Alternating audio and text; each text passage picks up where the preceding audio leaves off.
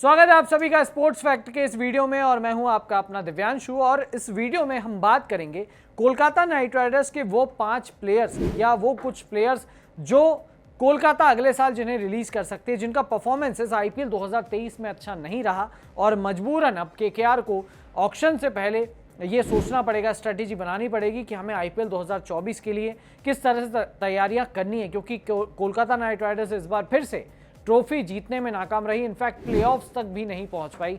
तो कोलकाता के मैनेजमेंट को, थिंक टैंक को ये ध्यान में रखना होगा कि किन प्लेयर्स को हमें निकालना है और किन प्लेयर्स को हमें लेना है, ताकि हमारी जो प्लेइंग 11 का जो कॉम्बिनेशन है वो अच्छे से बन जाए। और उम्मीद करेंगे कि श्रेयस अय्यर अगले साल पूरा सीजन खेले, तो वो एक कोलकाता की जो कमी है मिडिल ऑर्डर बैटर की और एक अच्छे कप्तान की, वो शायद कमी दूर हो जाए। बट उनके साथ साथ और कौन से प्लेयर्स हैं जिनको रखना चाहिए या जिनको हटाना चाहिए, तो चलिए बात करते हैं।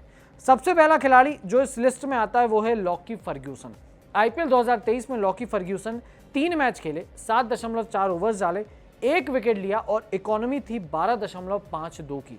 12.5 की इकोनॉमी से रन लुटाए हैं और इसको लॉकी फर्ग्यूसन को ट्रेड किया था गुजरात टाइटन से इन्होंने, और उसके बावजूद ज़्यादा मैचेस नहीं खिला पाए और जितने भी खिलाए वहाँ पर भी इफेक्टिव नहीं हो पाए। तो पहले खिलाड़ी लॉकी फर्ग्यूसन, जिस तरह से इन पर पैसा खर्च किया गया और जिस तरह से इनका प्रदर्शन रहा, बिल्कुल भी अच्छा नहीं रहा और लगातार इन्होंने निराश ही किया है।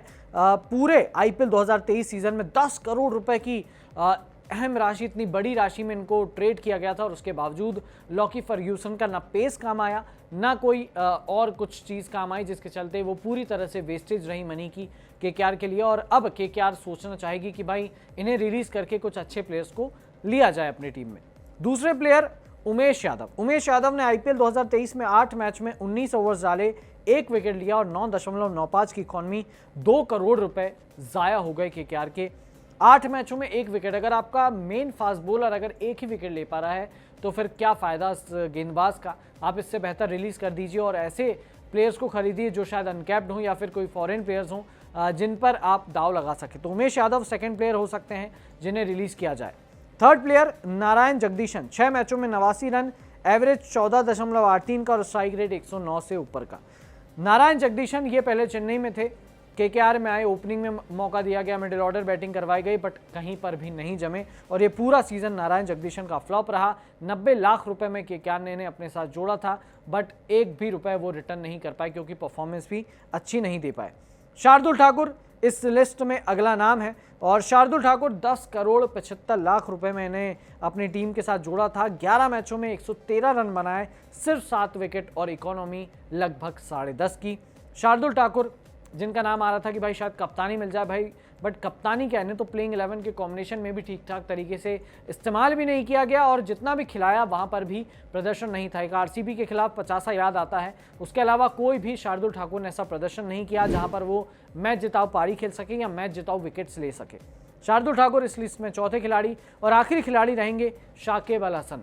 1.5 करोड़ रुपए में इन्हें खरीदा था और लिटन दास को भी खरीदा था, लिटन दास भी उतना नहीं कर पाए, बट शाकिब अल हसन इन्होंने तो भाई आईपीएल खेलने से ही मना कर दिया। ये अपने पर्सनल रीजंस की वजह से बांग्लादेश में रह गए और नहीं आए इंडिया। और शाकिब अल हसन ने जिस तरह से ये अप्रोच दिखाई है, अब ऐसा लगता है कि केकेआर उन्हें कभी भी नहीं खरीदेगा, क्योंकि पहले केकेआर से खेलते थे, फिर एसआरएच गए, अब इस बार फिर से केकेआर ने जोड़ा था बट इन्होंने मना कर दिया कि मैं नहीं खेल पाऊंगा। तो इसलिए अब अगले साल शायद ही शाकिब अल हसन को केकेआर रिटेन करेगी या फिर खरीदेगी और शायद कोई और टीम भी, क्योंकि शाकिब अल हसन का ये नाता रहा है बहुत बार कि कभी इंजरी हो जाती है, कभी वो लीग को छोड़ के चले जाते हैं, तो बहुत सारे विवादों में शाकिब रहते हैं। तो ये 5 खिलाड़ी हैं, फर्ग्यूसन है, उमेश यादव है, जगदीशन है, शार्दुल है और शाकिब है। ये 5 खिलाड़ियों पर गाज गिर सकती है और केकेआर इन्हें रिलीज कर सकती है।